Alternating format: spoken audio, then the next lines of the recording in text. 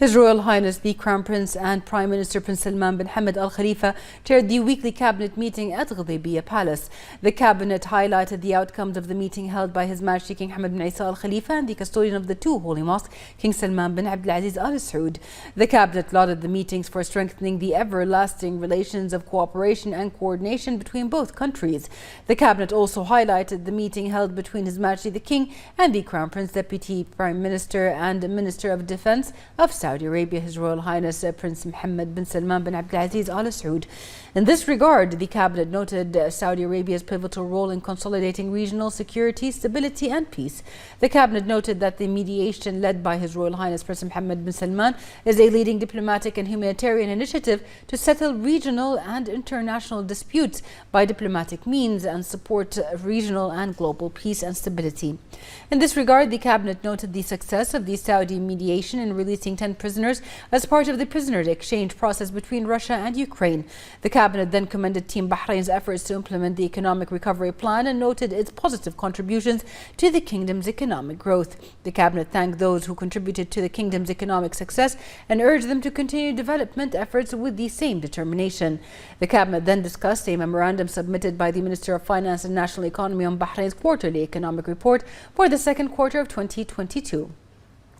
The report outlined that the outcomes of implementing the economic recovery plan, as Bahrain recorded remarkable growth during the second quarter of 2022 year over year. The quarterly report showed that the total real GDP grew by 6.9% in the second quarter, the highest year-over-year growth rate since 2011.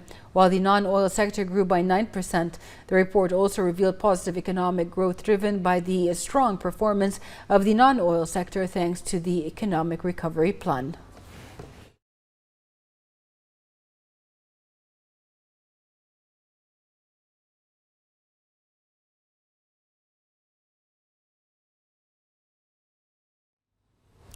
The cabinet discussed and approved several memorandums during the meeting with the following outcomes: a memorandum by the Ministerial Committee for Legal and Legislative Affairs on developments regarding the executive mechanisms of the decree law on the election transferable records law. A memorandum by the Minister of Housing and Urban Planning regarding the continued implementation of the strategy for infrastructural development and social services in the new housing projects. A memorandum by the Ministerial Committee for Legal and Legislative Affairs on the government's response to 4 proposals submitted by the Council of Representatives.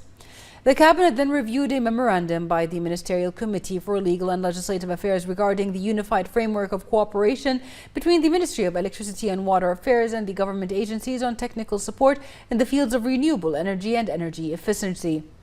The cabinet also reviewed a memorandum by the Minister of Cabinet Affairs regarding the implementation of the Government Priority Framework 3.0. Each minister was directed to develop an executive plan for the remaining 23 projects within the framework, which aim to achieve financial sustainability and development.